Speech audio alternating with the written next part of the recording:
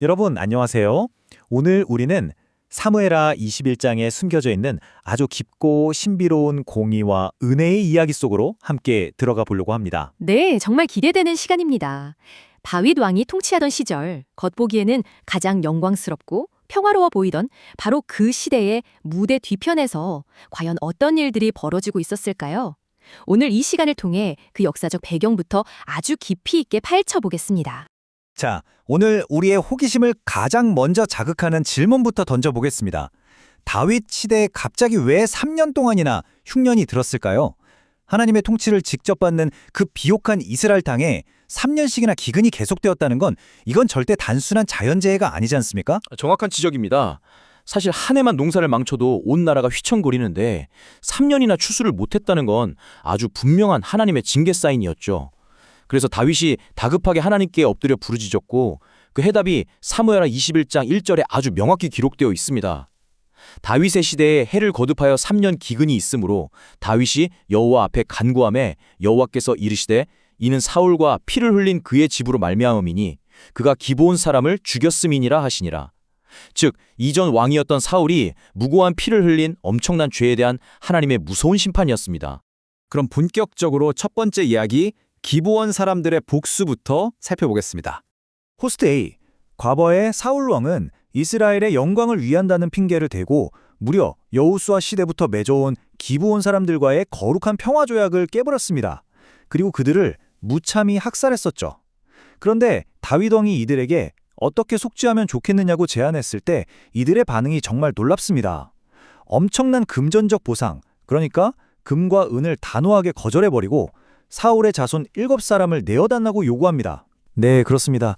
고대 성경의 율법을 보면 돈으로는 결코 무고하게 흘린 피값을 대신할 수 없다고 엄격하게 가르치고 있거든요.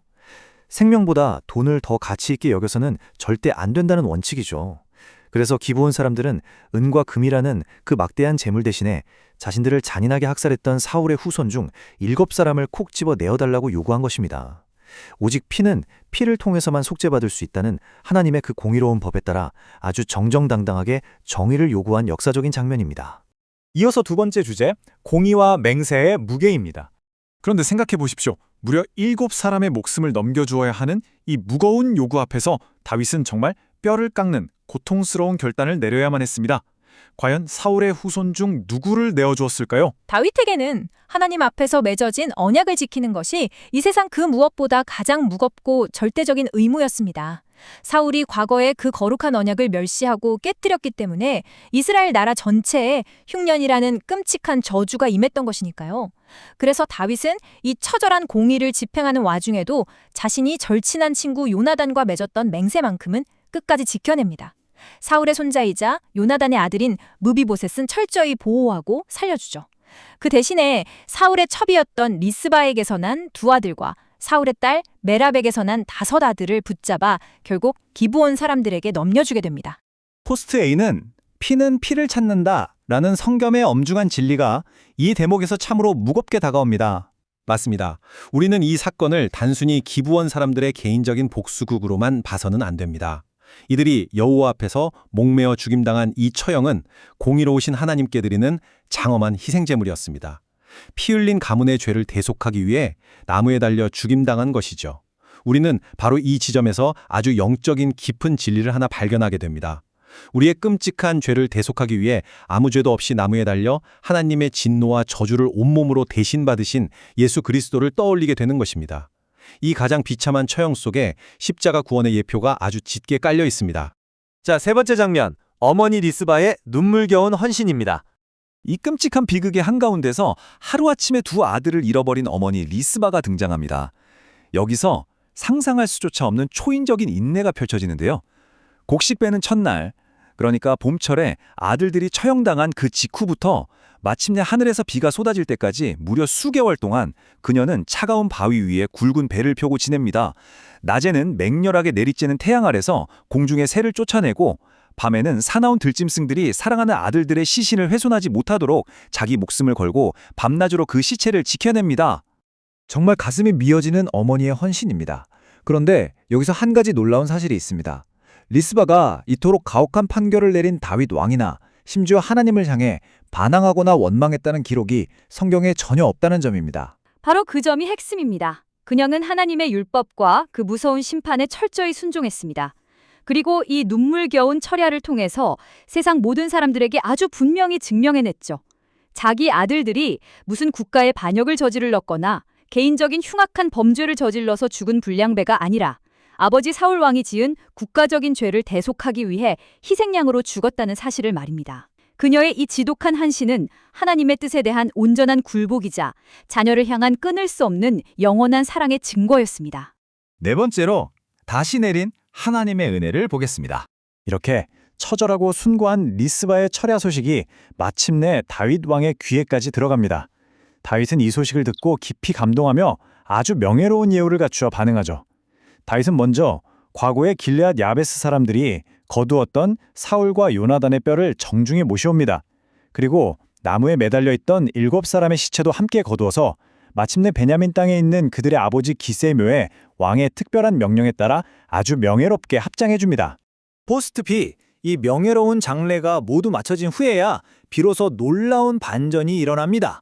하나님의 공의가 땅에서 완전히 실현되자 그제야 하늘에서 단비가 내리고 하나님이 그 땅을 위한 백성들의 기도를 들어주셨습니다. 땅에서 율법의 공의가 실현되면 하늘에서도 진노와 보복이 끝이 난다는 놀라운 영적 원리를 명확히 보여준 것입니다. 호스트 A. 철저하고 완전한 공의가 이루어졌을 때 비로소 가로막혀 있던 하나님의 은혜가 다시 이스라엘 땅의 폭포수처럼 흘러 넘치게 되었다는 사실이 오늘날 우리에게도 참으로 깊은 영적인 울림을 던져줍니다. 자, 마지막 5번째 이야기, 거인들을 물리친 용사들로 넘어가 보겠습니다. 이제 분위기가 급격히 전환됩니다. 아주 두려운 블레셋 거인들과 다윗의 용사들이 벌이는 치열한 육박전 이야기인데요. 다윗은 이때 이미 나이가 들어 늙고 피곤했지만 하나님의 나라를 위해 뒤로 물러서지 않고 직접 전장에 나갔습니다. 그런데 피곤에 지친 다윗을 향해 무려 300세겔이나 되는 무거운 노창을 든 거인 이스비 분업이 맹렬하게 공격해오는 절체절명의 위기가 발생합니다.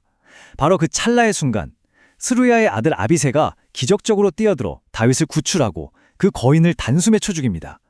이 충격적인 사건 직후에 다윗의 부하들은 이스라엘의 등불이 꺼지지 않도록 왕이 다시는 직접 전장 최전선에 나서지 말 것을 아주 간곡하게 맹세하게 됩니다. 아비새 한 사람뿐만이 아닙니다. 다윗의 충성스러운 다른 용사들이 연이어 엄청난 거인들을 무찌르는 아주 통쾌한 기록이 이어집니다. 10북에는 거인 삽을 쳐 죽였고요. 엘하나는 그 무시무시했던 골리앗의 아우 라흐미를 단숨에 쓰러뜨렸습니다. 압권은 그 다음입니다. 매 손과 매 발에 손가락 발가락이 6개씩, 그러니까 총 24개나 되는 아주 귀괴하고 거대한 거인을 다윗의 형제 삼마의 아들 요나단이 완벽하게 꺾어버리는 승리를 거둡니다. 이 놀라운 대결들이 우리에게 주는 영적인 교훈은 아주 명확합니다. 거인들과 같이 육체의 거대한 힘만 믿고 자랑하며 교만하게 구는 것은 참으로 어리석은 일이라는 거죠. 사실 다윗의 용사들은 거인들보다 체격이 크거나 물리적으로 결코 강하지 않았습니다. 하지만 하나님의 도우심을 덧입었기에 완벽한 승리를 거둘 수 있었습니다.